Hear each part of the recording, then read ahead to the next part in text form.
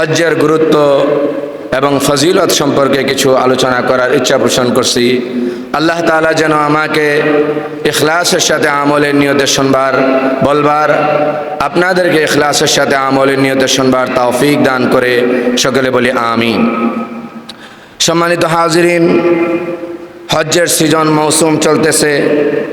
আমরা সবাই জানি হাজি সাহেবরা প্রায় আরও 7-10 দিন আগ থেকেই সারা পৃথিবী থেকে বাইতুল্লাহর প্রান্তরে বাইতুল্লাহর দিকে রওনা হচ্ছেন।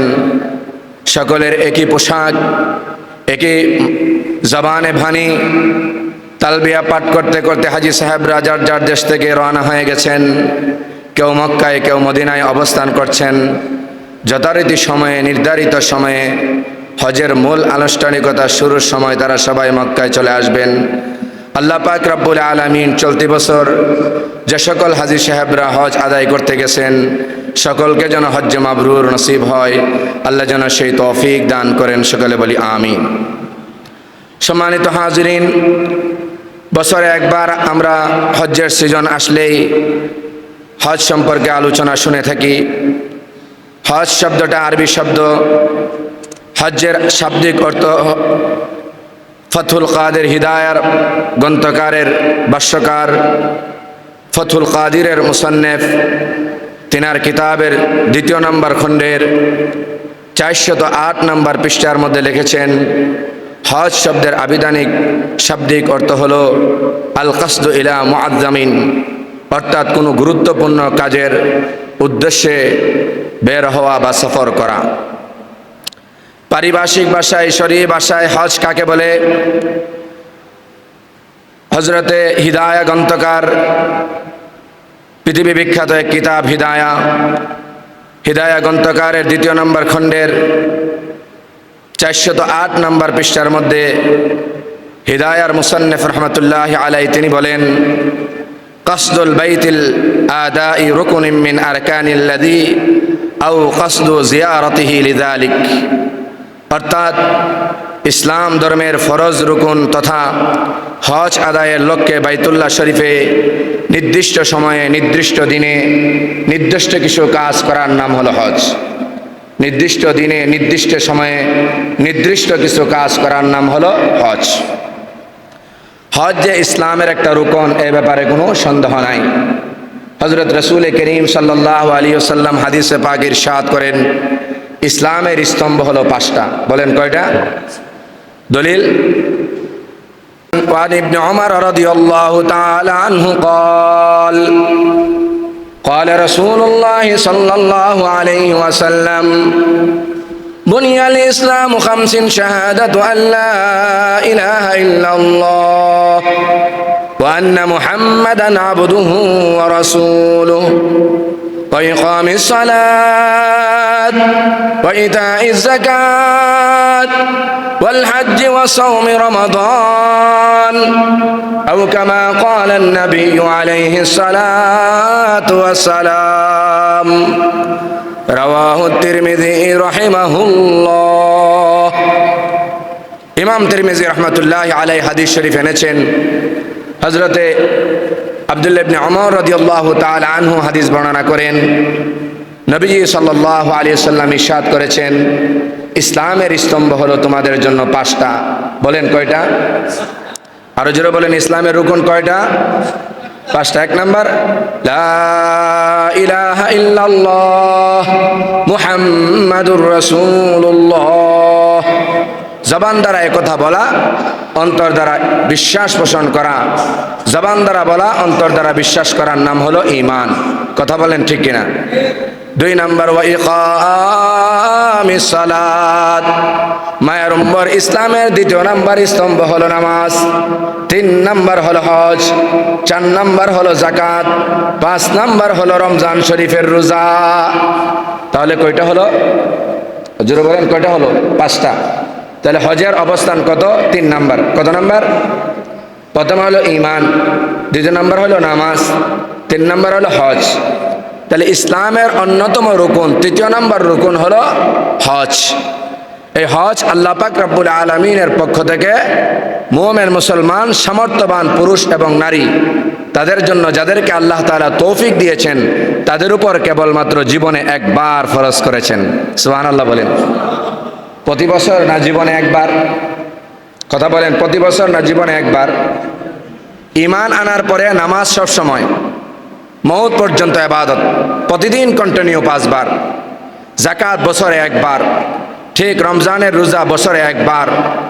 ঠিক তেমনিভাবে হজ, এটা কেবলমাত্র গোটা জীবনে যেই বছর যেই হাজী সাহেবের উপরে হজ ফরজ হয় সেই বছর আল্লাহর ঘরে তওয়াফ করা, আল্লাহর ঘরে নির্ধারিত দিনে নির্ধারিত সময়ে উপস্থিত থেকে হজের সমস্ত আরকানগুলিকে সেখানে গিয়ে পালন করা জীবনে একবার ফরজ। এই ফরজ করেছেন কে? আরো জোরে বলেন, ফরজ করেছেন কে? আল্লাহ তাআলা ফরজ করেছেন। দলিল আল্লাহ পাক রব্বুল আলামিন কোরআনে হাকিমে নিজেই বলেন, আল্লাহ বলেন, وَلِلَّهِ عَلَى النَّاسِ حِجُّ الْبَيْتِ مَنِ اسْتَطَاعَ إِلَيْهِ سَبِيلًا وَمَنْ كَفَرَ فَإِنَّ اللَّهَ غَنِيٌّ عَنِ الْعَالَمِينَ।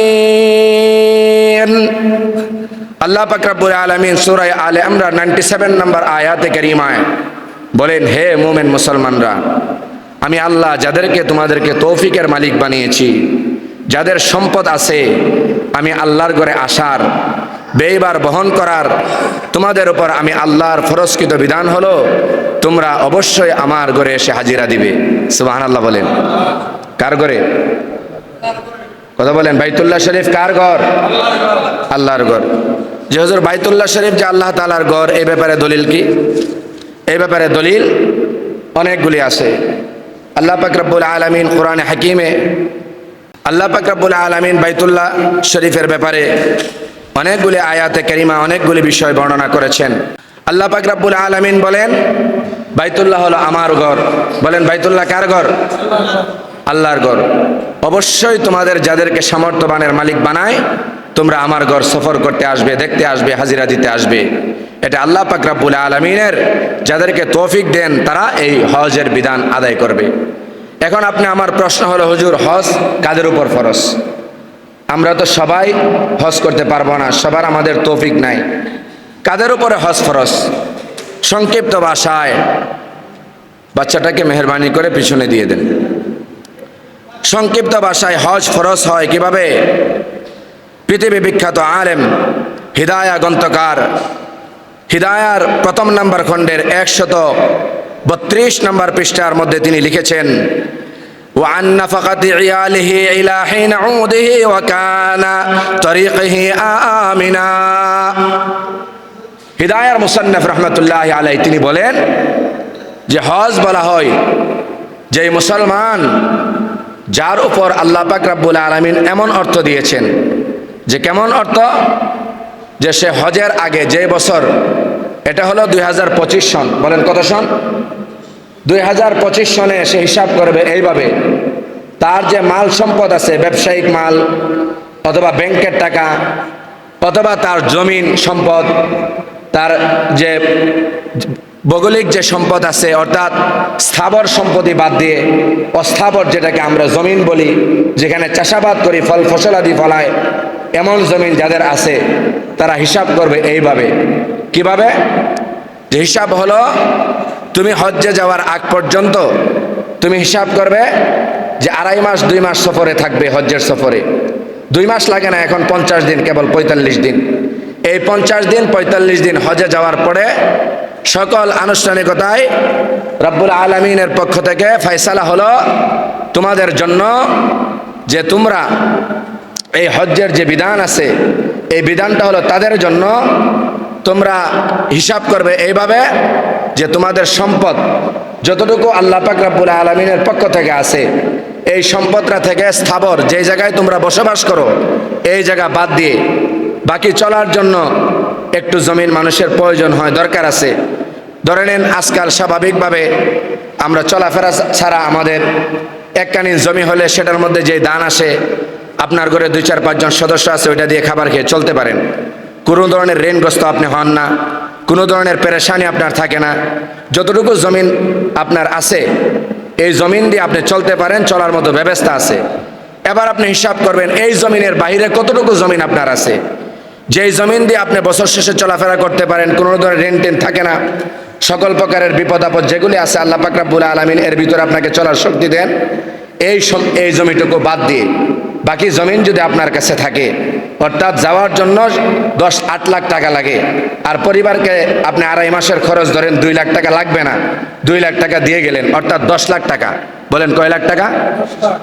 কোনো মুসলমানের জন্য, সহজ করে দিচ্ছি, যে কোনো মুসলমানের জন্য, বিশেষ করে আমাদের বাংলাদেশের হিসাব অনুযায়ী, যদি কোনো মুসলমানের কাছে 1 বছর চলাফেরা করার পরে তার কাছে সামান্য জমি আছে, ওই জমিটা ছাড়া আরো অতিরিক্ত জমি আছে, 10 লাখ টাকা তার হাতে আছে, অথবা 10 লাখ টাকা নগদ নাই, ব্যবসায়িক মালও নাই, কিন্তু তার কাছে অতিরিক্ত জমি আছে, যেই জমিন দিয়ে চলাফেরা করার পরও এই জমিন তার কাজে লাগে না, এক্সট্রা, এটা অতিরিক্ত 2 কানি 4 কানি 5 কানি আছে, এটা তার খুব বেশি কাজে আসে না, এমনিতে সে রাখছে তার প্রয়োজনের জন্য, সন্তানদের জন্য।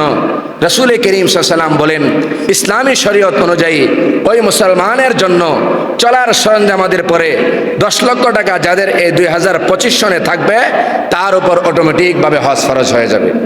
অথবা 10 লক্ষ টাকার সমপরিমাণ জমিন যদি থাকে এক্সট্রা, যেটা দিয়ে চলাফেরা করার পরে, অর্থাৎ আপনার জমিনই আছে কেবলমাত্র 10 শতক, এখন এই 10 শতক জমি আপনার কাজে লাগে, এটা আপনার চলাফেরার জন্য লাগে, আপনার এটার আয় থেকে আপনি চলেন, এতটুকু না, এর উর্ধ্বিত অতিরিক্ত কিছু সম্পদ যাদের আছে, যেটা দিয়ে তার প্রয়োজন লাগে না, প্রয়োজনের বাহিরে এই সম্পদ যার আছে, ওই সম্পদ হিসাব করে ওই জমিন বিক্রি করে দিয়ে আল্লাহ পাক রব্বুল আলামিনের ঘরে যাওয়া ওই মুসলমানের উপর ফরজ করে দিয়েছেন। সুবহানাল্লাহ বলেন। আমি কি আপনাদেরকে সহজে বুঝাইতে পারছি? সমপরিমাণ টাকা থাকলে বাস আলহামদুলিল্লাহ। এখন টাকাওয়ালাদের হিসাব কি? আপনাদের এই গ্রাম, আপনাদের এই এলাকা, আপনাদের এই এলাকার মধ্যে দেখেন তো কত মানুষের 10 লক্ষ টাকা অ্যাভেলেবেল তাদের ব্যাংকে আছে, কিন্তু হজে যাওয়ার কথা বললে হজ্জে যাইতে চায় না, এমন মুসলমান আছে না নাই? কেন যায় না? টাল বাহানা আছে কতগুলি, এগুলি শুরু দিয়ে বলি। 1 নম্বর, মানুষের স্বভাব হলো হজ্জে যাওয়ার ব্যবস্থা আছে, সব আছে, কিন্তু 1 নম্বর সমস্যা হলো এই বয়সে হুজুর হজে কেমনে যাব? ব্যবসা বাণিজ্য করি, ছেলে বিয়ে করায় নাই, মেয়ে বিয়ে দেয় নাই, আবার আমার বয়স অল্প, এত অল্প বয়সে হজ করব, এটা তো অসুবিধা, কারণ হজ করে এসে হজ ঠিক রাখতে পারবো না। তিনার যুক্তি হলো হজ করে আসলে আর উল্টাপাল্টা কাজ করা যায় না, করলে গুনাহ হয়, আর হজের আগে যত উল্টাপাল্টা কাজ করা যায় গুনাহ হয় না। নাউজুবিল্লাহ বলেন। এই জাতীয় আকীদা কোনো মুসলমানের থাকলে তার ইবাদত আমল, এমনকি তার ঈমানের মধ্যে খলল পয়দা হয়ে যাবে। নাউজুবিল্লাহ বলেন। মুসলমান জীবনে হজ্জে যাওয়ার আগে আপনি যদি মনে করেন যে আমি নিজের আমল পরিবর্তন করতে পারবো না, এই জন্য হজে যাবেন না, তা হবে না। যেমন ধরেন নামাজ, আজকের এই জুমা এখন ফরজ হয়েছে, কথা বলেন ঠিক কিনা? আসরের সময় কেউ যদি আসে জুমার নামাজ পড়ার জন্য, সে কি আর জুমার নামাজ পাবে? কথা বলেন, জুমার নামাজ পড়লে তখন হবে? ঠিক তেমনি ভাবে হজ এমন একটা ফরজ বিধান, যেই বছর হিসাব করে মালের হিসাব, অথবা ব্যবসায়িক হিসাব, অথবা ব্যাংকের টাকার হিসাব করে যদি 2025 সনে আপনার উপর হজ ফরজ হয়, রেন্ট টেন ছাড়া 10 লক্ষ টাকা আপনার কাছে থাকে, অথবা উর্জিত জমিন থাকে, যেই জমিন বিক্রি করলে 10 লক্ষ টাকা আপনি পাবেন, তাহলে 2025 সনে আপনাকে হজে যেতে হবে। ছেলে বিয়ে দেন নাই, এজন্য কোনো অসুবিধা নাই, মেয়ে বিয়ে দেন নাই, এজন্য হজের সাথে কোনো সম্পর্ক নাই, আপনার আমল ঠিক রাখতে পারবেন না, এজন্য হজে যাবেন না, এমন টাল বাহানা ইসলামে কোনো সুযোগ নাই। কথা বলেন ঠিক কিনা? যখন যেই বছর আল্লাহ পাক রব্বুল আলামিনের পক্ষ থেকে হজ ফরজ হয়, সেই বছরই হজে যেতে হয়, অন্য সময় গেলে হজ হয় না। অন্য সময় গেলে হজ হয়, কিন্তু বিলম্ব করার কারণে গুনাহ হয়। নাউজুবিল্লাহ বলেন। নামাজ যেমনইভাবে জামাতের সাথে কেউ না পড়ে, পুরুষরা যদি নামাজ জামাতে না পড়ে, কি গুনাহ হয়? সগীরা গুনাহ নাকি কবিরা গুনাহ? আওয়াজ দিয়ে বলেন, সগীরা গুনাহ নাকি কবিরা গুনাহ? এই যে আজকে ফজরের নামাজে যারা আসছে না জামাতে, তাদের কি সগীরা গুনাহ হয়েছে না কবিরা গুনাহ হয়েছে? আর আওয়াজ দিয়ে বলেন, কবিরা গুনাহ। কি গুনাহ? ঠিক তেমনি ভাবে বিনা কারণে কেউ যদি হজকে টালবাহানা করে, দেরি করে দেয়, আস্তে ধীরে পরে করবনে, বয়স হোক, দাড়ি সাদা হোক, যখন সুযোগ হবে তখন করব, এই জাতীয় কাজ করলে আপনিও গুনাহগার হবেন। আর আগার চেয়ে এমন না হোক, রাসূল করিম সাল্লাল্লাহু আলাইহি ওয়াসাল্লাম বলেন, হজ নিয়ে কেউ যদি দেরি করে, আল্লাহ না করুন, এই দেরি করার কারণে তার আমল নামায় গুনাহ হতে পারে। আর যদি তার মৌত চলে আসে, হজ না করে ইন্তেকাল করে, তার জন্য মারাত্মক ঈদ রয়েছে। নাউজুবিল্লাহ বলেন। আসতেছি, ধারাবাহিকভাবে আমি বলতেছি, ভালো করে শুনেন, সময় কম, বিস্তারিত বিবরণ দিতে পারবো না, শুধু সংক্ষিপ্ত হাদিসের আঙ্গিকে আপনাদেরকে বলার চেষ্টা করব। রাসূল করিম সাল্লাল্লাহু আলাইহি সাল্লামের প্রিয় সাহাবী হযরতে আব্দুল্লাহ ইবনে আব্বাস রাদিয়াল্লাহু তাআলা আনহু তিনি হাদিস বর্ণনা করেন। তিনি বলেন, নবীজি সাল্লাল্লাহু আলাইহি সাল্লাম হজটাকে জীবনে একবার না বারবার, কয়বার করতে হবে? এক সাহাবী আসছে, সাহাবীর নাম হলো হযরতে আকবর বিন হাবিব সাআ রাদিয়াল্লাহু তাআলা আনহু। তিনি রাসূলুল্লাহর কাছে জিজ্ঞাসা করছেন। রাসূলুল্লাহ সাল্লাল্লাহু আলাইহি ওয়াসাল্লাম, আব্দুল্লাহ ইবনে আব্বাস বলেন, আমি নবীজির সামনে বসা ছিলাম। ওই গ্রাম্য সাহাবী আয়েশা নবীজিকে বলেন, ইয়া রাসূলুল্লাহ, হজ কি আমার জন্য জীবনে একবার, নাকি প্রতি বছরই আমাকে হজ করতে হবে? যেমনইভাবে জাকাত আমরা প্রতি বছর দেই, যেমনইভাবে রমজানের রোজা প্রতি বছর রাখি, হজও কি প্রতি বছর আমাকে করতে হবে? রাসূল বললেন, না। রাসূল করিম সাল্লাল্লাহু আলাইহি ওয়াসাল্লাম বললেন, কুল্লু আমিন ফাকালা লা বাল হাজ্জাতুম ফামান হাজ্জা বাদা যালিকা ফাহুয়া তাতাওউন আও কামা ক্বালা an-নবী আলাইহি সালাতু ওয়াস সালাম। ও সাহাবী শোনো, হজ জীবনে কেবলমাত্র একবার, প্রতি বছর হজ করা লাগে না। জীবনে একবার যদি হজ ফরজ হয়, আর কোন মুসলমান যদি একবার হজের বিধান আদায় করে দেয়, বাইতুল্লাহ শরীফে যাইয়া নির্দিষ্ট দিনে নির্দিষ্ট সময়ে যতগুলি রুকুন আরকান আছে, যতগুলি ফরজ ওয়াজিব আছে, সুন্নাহ আছে, ওইগুলি নির্ধারিত সময়ে নির্দিষ্ট সময়ে সেখানে সশরীরে উপস্থিত হয়ে হজ আদায় করে ফেলে, জীবনে একবার আদায় করলে হজ আদায় হয়ে যায়। আউলি নাফলিন, হ্যাঁ, প্রতি বছর যদি কেউ করে তৌফিক থাকে, সেটা হলো নফল। সেটা কি? জোরে বলেন, সেটা কি? আমাদের দেশে এমন অনেক পয়সাওয়ালা আছে যারা কেবলমাত্র পয়সার কারণে প্রতি বছর হজে যায়। অপর দিক দিয়ে তার আপন ভাই গরিবী হালত আছে, তার ভাইকে সে সহযোগিতা করে না। অপর দিক দিয়ে তার চাচাতো বোনের বিয়ে হয় না, তার বিয়ের মধ্যে সহযোগিতা করে না। রাসূল বলেন, নফল হজ থেকে সবচেয়ে বড় উত্তম হলো তুমি একজন গরিব, তুমি একজন মুসাফির, তুমি একজন মিসকিন অভাবগ্রস্ত মানুষকে সহযোগিতা করা, তার চেয়ে আরো বেশি সওয়াবের কাজ। সুবহানাল্লাহ বলেন। সমাজে এই জাতীয় মানুষ আছে না নাই? কথা বলেন, আছে না নাই? এজন্য জীবনে একবার হজ ফরজ করবেন, এছাড়া অন্য সময় উমরায় যাবেন। বাকি টাকা হজের যদি থাকে, আপনার গরিব মানুষদেরকে দান করবেন, সাদাকা করবেন, গরিব মানুষদেরকে এস্টাবলিশ করে দিবেন। এর থেকে বেশি পরিমাণ সওয়াব আল্লাহ পাক রব্বুল আলামিন আপনার আমল নামায় দান করবে। সুবহানাল্লাহ বলেন। হ্যাঁ, কারো যদি ভাই বোনদেরকে সহযোগিতা করে, গরিবদেরকে টাকা পয়সা দেয়, কিন্তু তিনার টাকা পয়সার অভাব নাই, অজস্র পরিমাণ পয়সার মালিক আল্লাহ তাআলা তিনাকে বানিয়েছেন, তিনি প্রতি বছর গেলে কোনো অসুবিধা নাই, মহাব্বত বাড়বে, আজমত বাড়বে। কেননা বাইতুল্লাহ দেখলে লাভ, বাইতুল্লাহ ধরলে লাভ, বাইতুল্লাহ দেখলেই কেবলমাত্র 20টা নেকি সঙ্গে সঙ্গে আল্লাহ পাক রব্বুল আলামিন আমল নামায় দান করে দেন। চুমু দিলে 40টা নেকি। সুবহানাল্লাহ বলেন। 1 রাকাত নামাজ পড়লে 1 লক্ষ রাকাতের সমপরিমাণ সওয়াব আল্লাহ পাক রব্বুল আলামিন আমল নামায় দান। তাহলে বাইতুল্লাহ গেলে লাভ না লস? আরো জোরে বলেন, লাভ না লস?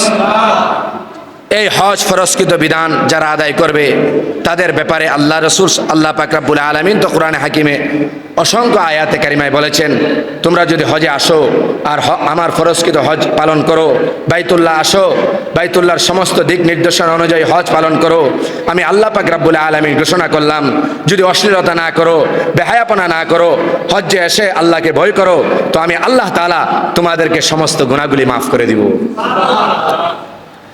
عن ابن عباس رضي الله تعالى عنه قال فإنه قد يعرض المريض الموت وتصلي الضال وتعرض الحاجة أو كما قال النبي عليه الصلاة والسلام। নবীজি সাল্লাল্লাহু আলাইহি সাল্লাম বলেন, যদি তোমাদের উপর হজ ফরজ হয় তাহলে তোমরা দেরি করবে না। বলেন, কি করবে না? আপনাদের এই অঞ্চলে এই ঈদগাহ সমাজে কেউ হজে যাবে কিনা? গত রমজান ঈদে কেউ আমার মনে হয় বলে নাই, একজন বলছেন কিনা আমি জানি না, কিন্তু এত বড় ঈদগাহ সমাজ, আমার তো মনে হয় এই সমাজের মধ্যে, এই এলাকার মধ্যে অবশ্যই অবশ্যই 2-4-10 জন হজ ফরজ আছে এমন ব্যক্তি, কথা বলেন ঠিক কিনা? কিন্তু টাল বাহানা কি, ছেলে বিয়ে দিছে না, মেয়ে বিয়ে দিছে না, অথবা নিজের বয়স বেশি হয় নাই, আরেকটু টাকা পয়সা কামানোর দরকার আছে, আরেকটু তিনি উল্টাপাল্টা কাজ করবেন। কারণ হজ থেকে আসার পরে কেমনে হাজি সাহেব মানুষ উল্টাপাল্টা করি, কথা বলেন ঠিক কিনা? রাসূল বলেন এমন টালবাহানা করিও না। কেননা রাসূল সাল্লাল্লাহু আলাইহি সাল্লাম বলে দিয়েছেন, আল্লাহ রাসূল সাল্লাল্লাহু আলাইহি সাল্লাম বলেন তুমি নির্ধারিত সময়ে হজ করো। কারণ বলা যায় না, যদি তুমি নির্ধারিত সময়ে হজ না করে, তুমি যদি, এমনও হতে পারে তুমি মৃত্যুবরণ করতে পারো, এমনও হতে পারে তোমার কোনো জটিলতা হতে পারে, এমনও হতে পারে তুমি মারাত্মক অসুস্থ হয়ে যেতে পারো, অথবা এমনও হতে পারে বাইতুল্লাহ কোনো কারণে 1 বছর বন্ধ হয়ে যাবে, কোনো কাজের কারণে, কোনো অসুবিধার কারণে। যেমন করোনার সময় সংক্ষিপ্ত আকারে হজ চলেছিল, কথা বলেন ঠিক কি? হজ সোজা কথা, হজ কোনো দেরি করার সুযোগ নাই, নির্ধারিত সময়ে হজ আদায় করতে হয়, কথা বলেন ঠিক কিনা? যদি নির্ধারিত সময়ে আপনি হজ আদায় না করেন, রাসূল করিম সাল্লাল্লাহু আলাইহি ওয়াসাল্লাম বলেছেন কি, সেটা পরে বলবো। চলুন আগে জেনে নেই এই হজ করলে লাভ কি। রাসূল সাল্লাল্লাহু আলাইহি সাল্লাম হাদিস শরীফের মধ্যে কি বলেন? রাসূল করিম সাল্লাল্লাহু আলাইহি ওয়াসাল্লামের প্রিয় সাহাবী হযরত আবু হুরায়রা রাদিয়াল্লাহু তাআলা আনহু বর্ণনা করেন, তিনি বলেন, قال النبي صلى الله عليه وسلم من حج فلم يرفث ولم يفسق غفر له ما تقدم من ذنبه أو كما قال النبي عليه الصلاة والسلام। আবু হুরায়রা রাদিয়াল্লাহু তাআলা আনহু বলেন, যে ব্যক্তি আল্লাহর ঘরের মেহমান হয়, হজ করার জন্য নিয়ত করে হজ্জে হাজী সাহেব হয়ে চলে যায়, সে যদি কোনো ধরনের অশ্লীলতা না করে, কোনো ধরনের খারাপ কথা জবান দিয়ে না বলে, যদি মানুষকে জবানের মাধ্যমে কষ্ট না দেয়, বডির মাধ্যমে কষ্ট না দেয়, আল্লাহর রাসূলের প্রিয় সাহাবী আবু হুরায়রা বলেন, ও আবু হুরায়রা, আমার মায়ার উম্মতদেরকে জানায় দাও, যারা আমার আল্লাহর ঘরের মেহমান হবে, যদি জবানকে নিয়ন্ত্রণ করতে পারে, হাত পায়ের হেফাজত করতে পারে, সকল প্রকারের গুনাহের হেফাজত করতে পারে, আমি রাসূল ঘোষণা দিলাম তাদের পিছনের যত গুনাহ আছে সমস্ত গুনাহগুলি মাফ করে দেওয়া হবে। 2 নম্বর হাদিস, وعن أبي هريرة رضي الله تعالى عنه قال قال رسول الله صلى الله عليه وسلم يقول من حج لله فلم يرفث ولم يفسق رجع كيوم ولدته أمه أو كما قال النبي عليه الصلاة والسلام। ও আবু হুরায়রা, আমার মায়ের উম্মতদেরকে জানায় দাও, আমার যে সমস্ত মায়ের উম্মতরা বাইতুল্লাহ শরীফের হজ করার জন্য নিয়ত করে, কি করে জোরে বলেন, আরো জোরে বলেন, আমরা সবাই নিয়ত করতে পারবো তো? সবাই নিয়ত করেন, আল্লাহ যেন আমাদের প্রত্যেককে হজ উমরা না করায়া, মক্কা মদিনা না দেখায়া কাউকে বিদায় না দেয়। সকলে বলেন আমিন। আল্লাহর নবীর সাহাবী আবু হুরায়রা বলেন, মায়ের উম্মত, আল্লাহর নবী আমাদেরকে জানাইছে, নবী বলেন আমার উম্মতদেরকে জানায় দাও, যারা হজ্জে যাবে একমাত্র আল্লাহর জন্য। বলেন হজ কার জন্য? কোনো ধরনের লৌকিকতা করবে না, মানুষকে দেখানোর জন্য হজ করবে না, মানুষকে দেখানোর জন্য হাজি সাজবে না। কিছু সংখ্যক মানুষ আছে অল্প বয়সে অথবা স্বাভাবিক বয়সে হজ করে, কিন্তু উদ্দেশ্য হলো নিজেকে হাজি প্রকাশ করার জন্য। এমন মানুষ আছে না নাই? আরে ভাই, এক মাহফিলে গেছি, শ্রীমঙ্গল, কোথায় বলেন? গত বছরের আগের বছর 2 বছর আগে আমার সাথে ঘটছে। বেচারার মাহফিলের পোস্টারের মধ্যে নাম আলহাজ দিছে না, কি দিছে না? তো আমি 2 বার হজ করছি। উনি আইসাই মাহফিলে পোস্টারটা দেখা বলে 2 বার হজ করলাম। মাহফিলের সভাপতিকে বলছে, তুমি আমাকে দাওয়াত করছো, তোমাকে টাকা কত দিছি? 30,000 দিছেন, আরো 20,000 টাকা দিয়ে যাইতাম, ওই টাকাটাও ব্রেক দিয়ে দিবা, আর এই 20,000 টাকাও আমি দেব না। বললো হাজি সাহেব কারণ কি, কি হইলো?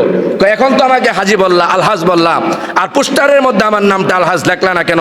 তুমি জানো না আমি 2 বার হজ করছি, আমি আলহাজ, তুমি আমার নাম আলহাজ লেখো নাই, এটা আমার নামে অবমাননা হয়েছে, তুমি আমার নামে আমাকে ছোট করছো। নাউজুবিল্লাহ বলেন। কোন ব্যক্তি যদি হজ করার পরে নিজেকে আলহাজ দাবি করে, নিজের নাম আলহাজ না লেখলে রাগ করে, নিজেকে কেউ হাজি না ডাকলে রাগ করে, বোঝা গেল তার হাজি, তার হজ আল্লাহর জন্য হয় নাই, দুনিয়ার জন্য হয়েছে। আল্লাহর রাসূল বলেন, দুনিয়ার জন্য যদি কেউ হজ করে শুধু দুনিয়াই পাবে, আখিরাতের কোনো অংশই সে পাবে না। নাউজুবিল্লাহ বলেন। এজন্য হজ একমাত্র কার জন্য? আরো জোরে বলেন, কার জন্য? আচ্ছা, একটা প্রশ্ন আমার মনে, দুনিয়াতে যদি আমরা নামাজ পড়ি, তাহলে আমরা তো কাউকে বলি না যে নামাজি, নামাজি মোহাম্মদ আব্দুর রহমান বলি? দুনিয়াতে কেউ যদি জাকাত দেয় আমরা কি বলি জাকাতি মুসলমান মোহাম্মদুল্লাহ? দুনিয়াতে যারা রমজানের রোজা রাখে বছরে একবার, তাদেরকে আমরা বলিনি আইয়ুহা সাইমুন, হে সিয়ামদারীরা তোমরা কোথায়? একথা কি আমরা বলি? সেই ক্ষেত্রে যদি আমাদের নামের প্রয়োজন হয় না, কিন্তু জীবনে একবার হজ ফরজ আল্লাহ পাক করেছেন, আল্লাহকে রাজি করার জন্য যাব। হ্যাঁ, কেউ যদি আমাকে ডাকে এর জন্য কোনো দোষ নাই। সুবহানাল্লাহ বলেন। হাজী সাহেবকে কেউ মহব্বত করে হাজী সাহেব ডাকলে এতে কোনো কি নাই, দোষ নাই, অপরাধ নাই। কিন্তু নিজে কেউ যদি এমন মনে করে যে তাকে হাজী সাহেব না ডাকলে রাগ করে চেহারা কালো হয়ে যায়, বুঝতে হবে তার হজ আল্লাহর জন্য ছিল না, দুনিয়ার জন্য ছিল। কথা বলেন ঠিক কিনা? এজন্য মুহাম্মদ আরবি ফরমান দিয়েছেন, মায়ের উম্মত হজ হবে একমাত্র আল্লাহর জন্য। বলেন কার জন্য? তোমাকে কেউ হাজী বলক আর না বলক, তোমাকে কেউ 2 ভাই হজ করার পরে আল হাজ বলক আর না বলক, তুমি তোমার কাজ করতে থাকবা। তুমি একজন হাজী, আল্লাহর জন্য হজ করে আসছো। এখন হজ থেকে আসার পরে, হজ থেকে আসার আগে যেমনই ভাবে অন্যায় করা যায় না, হজ্জে যাওয়ার আগে যেমন মুসলমান কখনো কোনো অবস্থায় অন্যায় করতে পারে না, শিরিক করতে পারে না, বেদাত করতে পারে না, অশৃঙ্খলা করতে পারে না, অশ্লীলতা করতে পারে না, বেহায়াপনা করতে পারে না, ঠিক তেমনি ভাবে একজন হাজীও এই সমস্ত কাজ করতে পারে না। কথা বলেন ঠিক কিনা?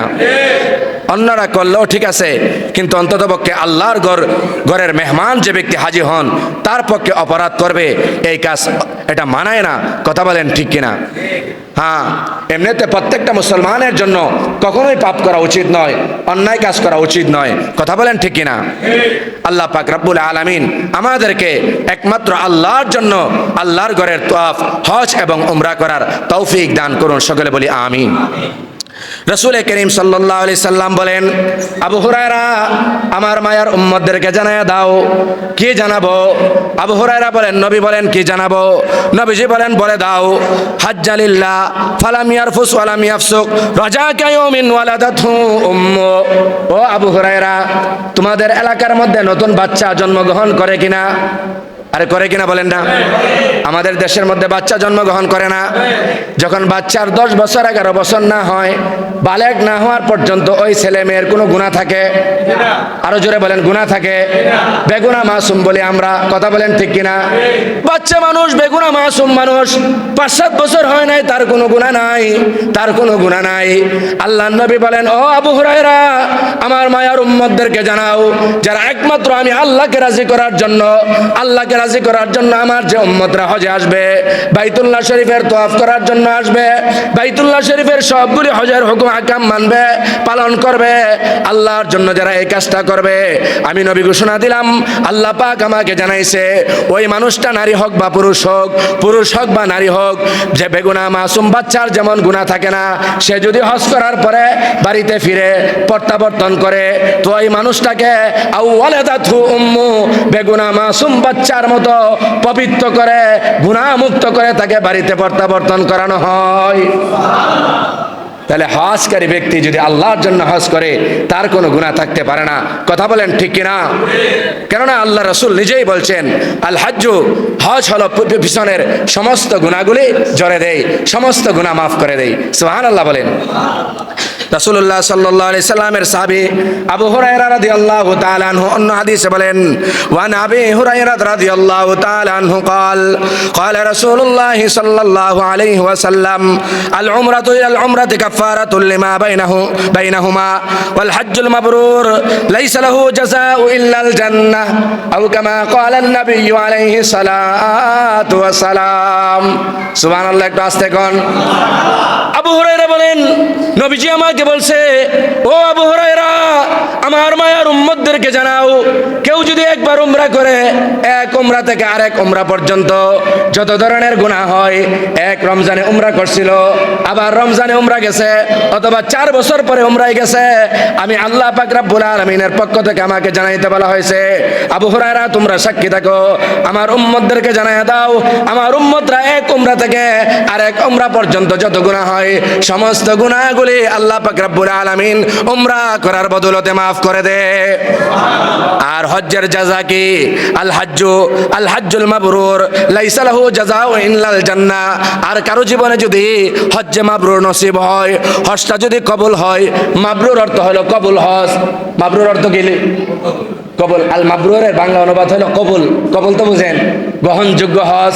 কয় আল্লাহ যদি কবুল করে নেই, আল্লাহ যদি এই হজের মাধ্যমে তাকে কবুল করে নেই, তাহলে আমি নবী ঘোষণা দিলাম, আমার উম্মতদেরকে জানায় দাও, কবুল হজ্জের বিনিময়ে জান্নাত ছাড়া আর কিছু নয়, জান্নাত ছাড়া কিছু নয়, অর্থাৎ তাকে জান্নাত দান করা হবে। এরপরও যদি মায়ের উম্মতেরা হজ না করে, টাকা পয়সা 10 লাখ টাকার মায়ায় হজে না যায়, তার মতো নাফরমান আর কেউ হতে পারে না। কথা বলেন ঠিক কিনা? এজন্য হজ ফরজ হলে টালবাহানা না করে নির্ধারিত সময়ে, নির্দিষ্ট সময়ে হজ আদায় করার চেষ্টা আমরা করব। রাজি আছি তো ইনশাআল্লাহ? আল্লাহ রাসূল সাল্লাল্লাহু আলাইহি ওয়াসাল্লাম বলেন, হজ উমরা আদায় করলে ধন সম্পদ কমে না, বরংস আমি আল্লাহ পাক রব্বুল আলামিন তোমাদেরকে ধন সম্পদ বাড়ায়া দেই। সুবহানাল্লাহ কোন। কেমনে? আল্লাহ রাসূল বলেন, ইউনফিআনিল ফাকরু ওয়ায-যুনুব কামা ইয়ানফিউল কিরু খাবাসাল হাদিদু হাদাসাল হাদিদু যাহাবু ওয়াল ফিদ্দা ওয়া লাইসা লিল হজ্জুল মাবরুরু সাওয়াবুহু দুনাল জান্নাহ। কেউ যদি উমরা করে তার রিজিকের মধ্যে বরকত দেওয়া হয়। সুবহানাল্লাহ বলেন।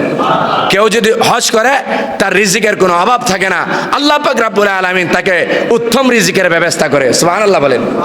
আর হজ্জের বিনিময় হলো জান্নাত। মাবরুর হজের বিনিময়, কবুল হজের বিনিময় হলো জান্নাত। সুবহানাল্লাহ কোন। আচ্ছা, মহিলাদের হজ আদায়, মহিলারা হজ আদায় করবে। হ্যাঁ, কোনো মহিলা যদি হজ আদায় না করে, জিহাদ, মহিলাদেরকে হজ থেকে জিহাদ ভালো না হজ থেকে অন্য কোনো আমল ভালো? সাহাবারা জিজ্ঞাসা করছে নবীজিকে, নবীকে জবাব দিছে, জিজ্ঞাসা দেখেন, ওয়ান আয়েশা উম্মুল মুমিনিন রাদিয়াল্লাহু তাআলা আনহা قالت رسول الله صلى الله عليه وسلم نرى الجهاد أفضل الأعمال أفلا تجاهد قال لا لكن أفضل الجهاد حج مبرور। নারীদের জন্য জিহাদ নাই, জিহাদের থেকে বেশি সওয়াব হলো একজন নারী যদি হজ করে, হজ যদি তার উপর ফরজ হয়, আর ওই নারী যদি মাহরাম পুরুষের সাথে, বলেন মাহরাম না গায়রে মাহরাম? গায়রে মাহরামের সাথে হজ করলে হজ হবে 14 জন পুরুষ মাহরাম। কয়জন পুরুষ? আরো জোরে বলেন, কয়জন?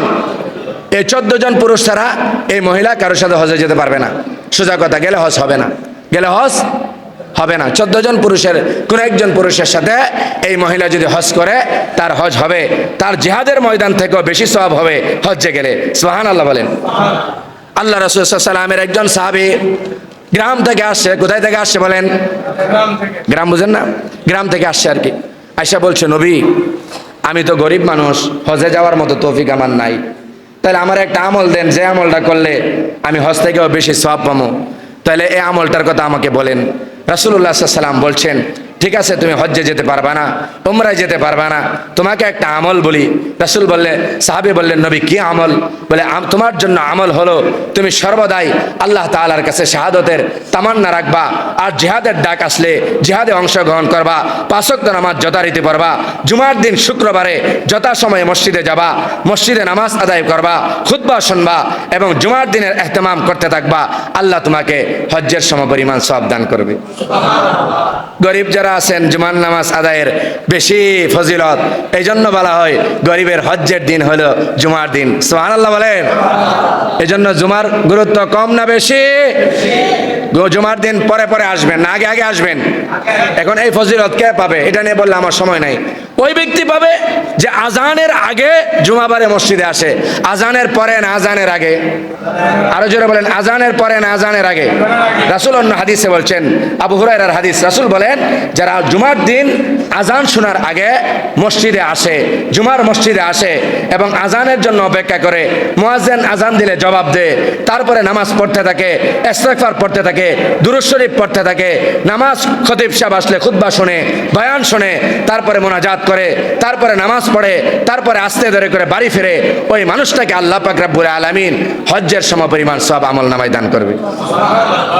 বুঝালেন? সবার পরে কোনো রকম আসবেন নামাজ পড়তে আর আপনি হজ্জের সওয়াব নিয়ে যাবেন, হবে না। আগে আসতে হবে। কিভাবে আসতে হবে? আগে আসার চেষ্টা করবেন তো ইনশাআল্লাহ? আচ্ছা, প্রাসঙ্গিক আসছে এই জন্য বললাম। আচ্ছা, আরেক হাদিসে রাসূলুল্লাহর প্রিয় সাহাবী আবু হুরায়রা বলেন, আল্লাহর নবী সাল্লাল্লাহু আলাইহি ওয়াসাল্লামকে জিজ্ঞাসা করলেন, সুইলা রাসূলুল্লাহ সাল্লাল্লাহু আলাইহি সাল্লাম, আবু হুরায়রা নবীকে জিজ্ঞাসা করে, কি জিজ্ঞাসা করে দেখেন, আইয়ুল আমালু আফদাল, নবী সবচেয়ে উত্তম আমল কি আমাকে বলবেন? সবচেয়ে উত্তম আমল কি আমাকে বলবেন? নবী বললেন, ক্বালা ঈমানু বিল্লাহি ওয়া রাসূলি, সবচেয়ে উত্তম তো ওই ব্যক্তির কপাল ভালো যে ঈমান আনতে পারছে এবং ঈমানের সাথে অবিচল থাকতে পারছে। সুবহানাল্লাহ বলেন। কথা বুঝলেন? ঈমান আনা এক জিনিস, আবার ঈমানের পথে থাকা। যার 5 ওয়াক্ত নামাজ আছে তার ঈমান ঠিক আছে, যার ঈমান আছে কিন্তু নামাজ নাই তার কি ঈমান শতভাগ ঠিক আছে? কথা বলেন, ঠিক আছে? যার ঈমান আছে কিন্তু সে চুরি করে তার কি ঈমান শতভাগ ঠিক আছে? যার ঈমান আছে কিন্তু সে মাঝে মধ্যে মিথ্যা কথা বলে, ঈমান আছে ঠিক কিন্তু তার ঈমান কি শতভাগ পারফেক্ট? না। রাসূল বলেন ওই ব্যক্তি হলো তোমাদের মধ্যে সবচেয়ে উত্তম যার ঈমান আছে এবং ঈমানের সাথে নেক কাজ করে, আল্লাহকে ভয় করে, জাহান্নাম থেকে বাঁচার জন্য, জান্নাত পাওয়ার আশায়। কি পাওয়ার আশায়? আরো জোরে বলেন। ইবাদত হবে কার? কাকে পাওয়ার আশায়? জাহান্নাম থেকে বাঁচার জন্য, জান্নাত পাওয়ার আশায় মুসলমান সকল ইবাদত করে। কথা বলেন ঠিক কিনা? এটাকে বলে ঈমানের পারফেক্ট সংজ্ঞা। তাহলে ঈমান আছে। 2 নাম্বার হলো রাসূল বলেন কিরা সুম্মা আইয়ুন, আবু হুরায়রা বলেন এরপরে কোন আমল আছে নবী? এবার নবীজি বলেন ক্বালা জিহাদু ফি সাবিলিল্লাহ, যারা আল্লাহর রাস্তায় জিহাদ, যখন ওই জিহাদের ডাক আসবে, গাজওয়াতুল হিন্দ মনে হয় বেশি দিন বাকি নাই, আমরা পাইতে পারি কিনা জানি না, তবে একটা সময় আসবে যারা গাজওয়াতুল হিন্দের মধ্যে অংশগ্রহণ করবে, তারা যদি অংশগ্রহণ করে দুনিয়ার থেকে চলে যায় তাদেরকে আল্লাহ পাক শহীদের মর্যাদা দান করবে। সুবহানাল্লাহ বলেন। 2 নাম্বার হলো শহীদগণ। 3 নাম্বার কি? এবার নবীজিকে জিজ্ঞাসা করলেন আবু হুরায়রা, ক্বালা সুম্মা আইয়ুন কিলা ইয়া রাসূলুল্লাহ, এবার নবীজি বলেন ক্বালা হাজ্জুম মাবরুরা, ওই ব্যক্তি হলো সফল কাম তোমাদের মধ্যে যে ব্যক্তি তার জীবনে একবার হজ ফরজ হয়েছে আর হজটাকে কবুল করাইতে পারছে। সুবহানাল্লাহ বলেন। তাহলে হজ কবুল করায় নিতে হবে নাকি এমনিতে কবুল হবে? আরো জোরে বলেন। হজ কি এমনিতে কবুল হবে নাকি কবুল করায় নিতে হবে? কবুল করায় নিতে হবে। আল্লাহ পাক রব্বুল আলামিনের কাছে বলে রব্বুল আলামিনের কাছে বলে হজ কবুল করায় নিতে হয়, চাইতে হয়, হজ্জের জন্য দোয়া করতে হয়। কি করতে হয় বলেন না? আচ্ছা বলেন তো, আজকে এই সিজনে কয়জন দোয়া করছেন, আল্লাহ 2025 সনে তো হজে যাইতে পারলাম না, 26 সন আসার আগে আমার জটিলতা যেগুলি আছে জটিলতাগুলি দূর করে দাও, আগামী বছর আসার আগে যেন হজ্জের মালিক হইতে পারি, যে বাধাগুলি আছে সমস্যাগুলি আছে তুমি দূর করে দাও, তোমার ঘর তোয়াফ না করাইয়া, তোমার ঘর না দেখাইয়া, তোমার নবীজির রওজায় আথারে সালাম না জানাইয়া আমাকে বিদায় নিও না। এই দোয়াটা আমরা সবাই করি, এমন কয়জন আছে? করি? হুজুরদের সাথে করলে করি, এছাড়া একা একা দোয়া করছেন মাগরিবের পরে, এশারের পরে, ঘুমানোর সময়। রাসূল বলছেন হজ্জের জন্য যে তামান্না রাখে, আল্লাহর জন্য যে হজ করার জন্য মনের ভিতরে আকাঙ্ক্ষা রাখে, আল্লাহ তাআলা আল্লাহর ঘর তাকে দেখার সুযোগ করে দেন। সুবহানাল্লাহ বলেন। একটা ঘটনা বলে শেষ করব। নাম তার আব্দুর রহমান জামি। উলামায়ে কেরাম যারা আছে তারা জানে। আলিয়া মাদ্রাসায়ও পড়ানো হয়, আগে পড়ানো হয়তো, এখন পড়ানো হয় না, এখন কওমি মাদ্রাসাগুলিতে পড়ানো হয়। সারসিনা আলিয়াতে এখনো পড়ানো হয়, কয়েকটা আলিয়া আছে পড়ানো হয়, দারুন নাজাত আলিয়াতে পড়ানো হয়। এই কিতাবটার নাম হলো শরহে জামি। বলেন কিতাবের নাম কি? বলেন সবাই, শরহে জামি। কিতাবের নাম কি বলেন? ওই কিতাবের মুসান্নিফের নাম হলো আব্দুর রহমান জামি রহমাতুল্লাহি আলাইহি। তিনি গরিব ছিলেন, কবিতা লিখতেন, কিন্তু কোনো কবিতা কোনো মানুষের জন্য লিখতেন না। ওই জমানায় তিনি কবিতা কেউ লিখলে লক্ষ লক্ষ টাকা কামাই করতে পারত, কিন্তু তিনি সব কবিতা লিখতেন নবীর শানে। নবীর শানে কবিতা লিখলে তখন ছিল ফ্যাসিস্ট মানুষ, অর্থাৎ অমুসলিম মানুষরা ছিল ক্ষমতার মস্তদে, নাস্তিকরা ছিল ক্ষমতার মস্তদে। আব্দুর রহমান জামির কবিতার মূল্যায়ন করে না, আব্দুর রহমান জামির কবিতা কেউ টাকা দিয়ে কিনে না, তিনিও কবিতা বিক্রি করেন না, কারণ তিনি কবিতা লেখেন একমাত্র রাসূলের জন্য। সুবহানাল্লাহ বলেন। স্বপ্ন শুধু একটাই, শুধু আল্লাহর কাছে কান্নাকাটি করে, আল্লাহ আমার বৃদ্ধ মা আছে, আমার মারে রাইখা হজে যাওয়ার আমার ইচ্ছা জাগে, মা সমস্যা নাই, কিন্তু কিছু টাকা পয়সা যদি হয়তো মার দায়ভারটা কাউকে দিয়ে যাইতে পারতাম, দায়িত্বটা, আর আমি যদি হজ্জে যাইতে পারতাম, আল্লাহ হে আল্লাহ আমাকে বাইতুল্লাহ যাওয়ার তৌফিক দাও, রাসূলের রওজায় যাওয়ার তৌফিক দাও, যাতে করে আমি নবীজির রওজায় আথারে যাইয়া একটু আমার কবিতা আবৃত্তি করতে পারি, করে যেন আমার কলিজা ঠান্ডা করতে পারি, এই তৌফিক আমাকে দান করো। সকলে বলেন আমিন। আল্লাহ পাক তিনার দোয়া কবুল করছিলেন। কবুল করার কারণে তিনি একদিন কবিতা লিখছেন। এক ঘটনাক্রমে একজন ব্যক্তি মুসলমানদের ভিতর থেকে আসছে, কে নবীর নামে সবচেয়ে ভালো কবিতা লিখতে পারে তাকে আমি সর্বোচ্চ পুরস্কৃত করব। আস্তে আস্তে করে অনেক কবিরা লিখলো, কিন্তু আব্দুর রহমান জামি সবার পরে একেবারে অগুছালু মানুষ, কোনো রকম একটা জামা কাপড় পরে গেছেন দরবারে, শাহেনশাহ দরবারে যায় বললেন, আমি মুসলমানদের একজন, আমার নাম আব্দুর রহমান, আমি অনেক কিতাব লিখছি, আমি রাসূলের শানে অনেক কবিতা লিখছি, যদি আপনি আমার এই কবিতাটা শুনতেন। বলে কি কবিতা? তো কবিতা পাঠ করলেন। ওই ব্যক্তি বললেন, এত সুন্দর কবিতা নবীর শানে আর তো হইতে পারে না, তুমি যেহেতু এই কবিতা লেখছো, যাও তুমি কি চাও, যা চাইবা তাই দেব। আব্দুর রহমান জামি বলে, কিছু আমি চাই না, শুধু চাই একটা, আমার বাইতুল্লাহ, আল্লাহর বাইতুল্লাহ আমি যাওয়া, দুই চোখ দিয়ে দেখতাম, আর রাসূলের রওজায় থারে যায়া আমি সালাম জানাইতাম, এতটুকু হইলেই আমার যথেষ্ট। আলহামদুলিল্লাহ বলেন। বাদশা বললেন, যাও তোমার সকল ব্যবস্থাপনা করে দেওয়া হলো। আব্দুর রহমান জামি মাকে বললেন, মা থাকো, তুমি তো অসুস্থ, যেতে পারবা না, সকল ব্যবস্থাপনা করে দিলাম। আব্দুর রহমান জামি চলে গেলেন বাইতুল্লাহ শরীফে, যাইয়া বাইতুল্লাহর কাজ করবেন। এবার মদিনা যাইবেন।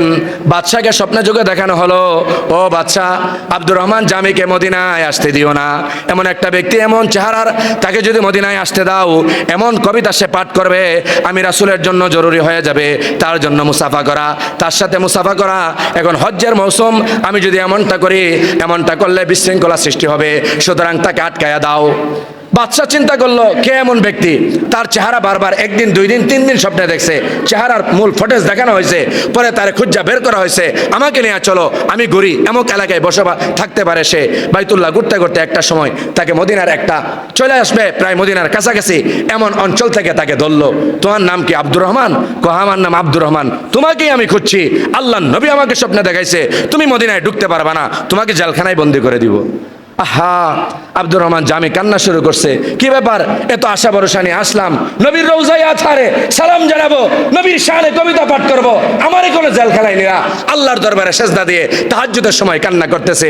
নবী আবার বাদশাকে স্বপ্নে দেখাইলেন, এই বাদশা, আমি তো তাকে জেলখানায় নিতে বলি নাই, বলছি যেন আমার রওজায় না আসতে পারে, তুমি ভুল বুঝেছো, ছেড়ে দাও আমার আব্দুর রহমান জামিকে। ছেড়ে দেওয়া হলো আব্দুর রহমান জামিকে। এবার আব্দুর রহমান জামি যাইয়া নবীর দরবারের শানের সামনে দিয়া সেখানে দাঁড়াইয়া পড়লেন, জমাজুরি চরা করদা বরামত, জমাজুরি চরা করদা বরামত, তরহম ইয়া নবী আল্লাহ তরহম, তরহম ইয়া নবী আল্লাহ তরহম, अगर चुनी अगर हमने नशीनी, अगर चुनी अगर हमने नशीनी, तरहम या नबी अल्लाह तरहम। আল্লাহু আকবার বলেন। আব্দুর রহমান জামি যখন এই কবিতা পাঠ করলো, নবী আরবি সাল্লাল্লাহু আলাইহি সাল্লাম সরাসরি আব্দুর রহমান জামির এই কবিতার অংশসহ নবীজি বললেন, আব্দুর রহমান প্রথম লাইন বলে আর বলতে পারে না, দ্বিতীয় লাইন মিলাইতে পারে না।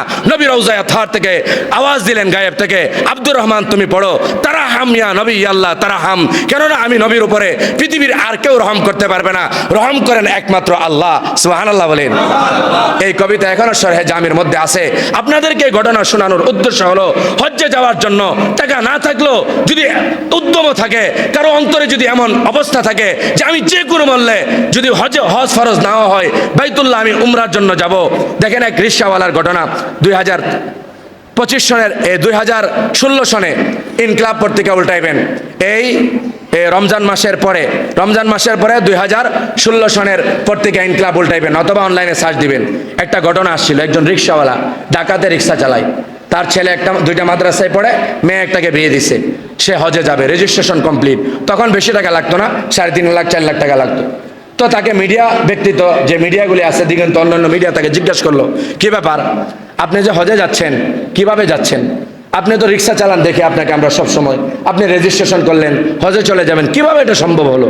রিক্সা চালিয়ে আমরা এত টাকা পয়সার মালিক, মিডিয়াতে কাজ করি, হজে যেতে পারি না, আর আপনি রিক্সা চালায় হজে যেতেছেন কেমনে? তো বাবা, স্বপ্নটা একদিনের না, স্বপ্নটা একজন আলেম থেকে শুনছিলাম যে বাইতুল্লাহর জন্য কেউ যদি চেষ্টা করে আর দোয়া করে একটু একটু করে চেষ্টা করতে থাকে। আমার চেষ্টাটা হলো, ঘরে এভাবে করে ব্যাংক বানাইছি, মাটি দিয়া, নিজে কাঠ দিয়া, ওই ব্যাংকের মধ্যে জমাইতে জমাইতে দীর্ঘ 10 বছর ধরে জমাইছি। এই 10 বছরের টাকা যখন আমি খুলছি, চারিদিকে হজের সমপরিমাণ টাকা দাও, আরো বেশি টাকা আল্লাহ পাক রব্বুল আলামিন আমার এই ব্যাংকে ব্যবস্থা করে দিচ্ছে। এই টাকা ভাঙ্গা বাচ্চা কাচ্চারে কিছু টাকা দেওয়া যাইতেছি, বাকি টাকাটা দিয়ে হজে যাইতেছি। আমার আমার উদ্দেশ্য একটাই ছিল। আমার ভাইরা, এই ঘটনা বলার উদ্দেশ্য হলো রিক্সাওয়ালা কেমনে গেল? রিক্সাওয়ালা তো হজে যাওয়ার কথা ছিল না, এমন টাকা তো তার কাছে থাকারও কথা না, কিন্তু তার উদ্দেশ্য ছিল আমি বাইতুল্লাহ যাব, সফর করব, মদিনার শহরে যাব, মদিনার শহরে ঘুরব, রাসূলের রওজায়ে আতহারে সালাম জানাইবো। ওই রিক্সাওয়ালা বলেন আমার অন্তরে একটা কথা আছে। বলে কি কথা বলবেন আপনি? বলেন, মিডিয়া আপনাকে সারা দেশের পৃথিবীর মানুষ দেখবে, শুনবে, কি বলতে চান? কয়েকটা কথা। কথা হলো একটা, নবীর শাফাত আমি চাই। আলেমরা বলছে, কি বলছে? কয়েকজন হুজুর থেকে শুনছিলাম, কেউ যদি মদিনায় যা আর নবীরে সালাম জানা, নবী নাকি এই সালামের জবাব দে, আর নবী নাকি হাসরের মাঠে তার জন্য সুপারিশ করবে। সুবহানাল্লাহ বলেন। এটাই তো হাদিস। এই হাদিস বলে শেষ করে দেই, মান যারা কবরে ওয়াজাবাত লাহু শাফাতে। বাইতুল্লাহর হজ করার পরে যারা মদিনায় যাইবা, আগে কিংবা পরে, অনেকের আগে যাওয়া লাগবে, অনেকের হজ্জের সিজনে আগে চলে যেতে হয় অথবা পরে যেতে হয়। উমরার ব্যাপারে অনেকের বাইতুল্লাহ আগে যেতে হয় অথবা মদিনায় পরে যেতে হয়, অনেকের মদিনা আগে যেতে হয়, বাইতুল্লাহ পরে যেতে হয়। এটা ফ্লাইট সিস্টেমে হয়ে যায়। যখন হয়ে যাইবা এমন মনে করিও না বাইতুল্লাহ হজ্জের বিধান সবকিছু, মদিনায় যাওয়া লাগবে না। ও আমার উম্মত, শোনা রাখো, ও মুসলমানেরা, ও আমার আল্লাহর বান্দারা, আমি রব্বুল আলামিন ঘোষণা করলাম, যদি তোমরা বাইতুল্লাহ যাও অবশ্যই অবশ্যই মদিনায় যাইবা, ইয়াসরিবে যাইবা, আমার রাসূল সাল্লাল্লাহু আলাইহি সাল্লামের দরবারে যাইয়া সালাম জানাইবা, আবু বকরকে সালাম জানাইবা, ওমরকে সালাম জানাইবা, নবী তোমার সালাম গ্রহণ করবে। নবী বলেন, যারা আমার রওজায়ে আতহারের সামনে আসে, মান যারা কবরে ওয়াজাবাত লাহু শাফাআতি, মান যারা কবরে ওয়াজাবাত লাহু শাফাআতি। আমি রাসূলের রওজায়ে আতহারে যারা আসবে, আমাকে সালাম জানাবে, আমি রাসূল তাদের জন্য সুপারিশ করা ওয়াজিব হয়ে যাবে। এই জন্য এই শাফাআত সবাই চান কিনা? আর কথা বলেন, এই শাফাআত কি সবাই চান? আচ্ছা, চাইলে আলহামদুলিল্লাহ আমরা হজের জন্য, উমরার জন্য দোয়া করব। কার কাছে? 2 নাম্বার, চেষ্টা করব বিভিন্ন পদ্ধতিতে, অল্প অল্প টাকা করে, বিভিন্নভাবে চেষ্টা করে। টার্গেট আর ফিউচার আমার একটাই, আমি বাইতুল্লাহর মুসাফির হব। আমি হজে যদি হজ ফরজ না হয় অসুবিধা নাই, উমরাই হলেও যাব, তারপরও বাইতুল্লাহ দেখব। কেননা ফানাজরা ইলাইহি, বাইতুল্লাহ কেউ যদি একবার দেখে, দেখার সঙ্গে সঙ্গে যেই দোয়া করে আল্লাহ সেই দোয়া কবুল করেন। বাইতুল্লাহ দেখলে 20টা নেকি হয়, বাইতুল্লাহ ধরলে 40টা নেকি হয়, কালো বিলাপে সব চুমো দিলে 60টা নেকি হয়, 1 রাকাত নামাজ পড়লে 1 লক্ষ রাকাতের সওয়াব হয়। মদিনা শরীফে গেলে রাসূল বলেন 1 রাকাত নামাজ পড়লে 50,000 রাকাতের সমপরিমাণ সওয়াব তোমাদের আমল নামায় দেওয়া হয়। এজন্য ভাই, আজকের এই গুরুত্বপূর্ণ জুমায় হজ্জের কথা বললাম, আমরা প্রত্যেকে ইনশাআল্লাহ নিয়ত করতে পারে, আল্লাহকে হাতটা দেখাইতে পারিনি, আয় আল্লাহ আমাদের প্রত্যেককে হাত তুলে আল্লাহকে দেখান, আয় আল্লাহ আমাদের প্রত্যেকে যারা আমরা যাইতে পারি নাই এখনো মক্কা মদিনায়, আমাদেরকে বাইতুল্লাহর সফরের জন্য কবুল করেন। সকলে বলে আমিন। হজ আর উমরা না করায়া আমাদেরকে মওত দিয়েন না, হজ উমরা করার পরে আল্লাহ দুনিয়া থেকে আমাদেরকে বিদায় দিয়েন। সকলে বলেন আমিন।